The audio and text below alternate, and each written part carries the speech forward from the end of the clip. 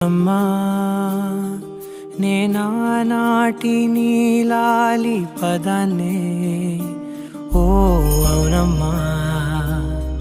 నేనేనమ్మా నువ్వు ఏనాడో కని పెంచిన స్వరాన్నే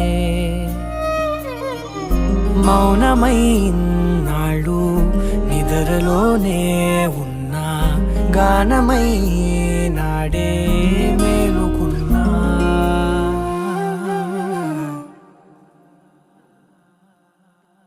నీ పాదాలకు మూవల్ల నా అడుగులు సాగాలమ్మా నీ పెదవుల చిరునవ్వుల్లా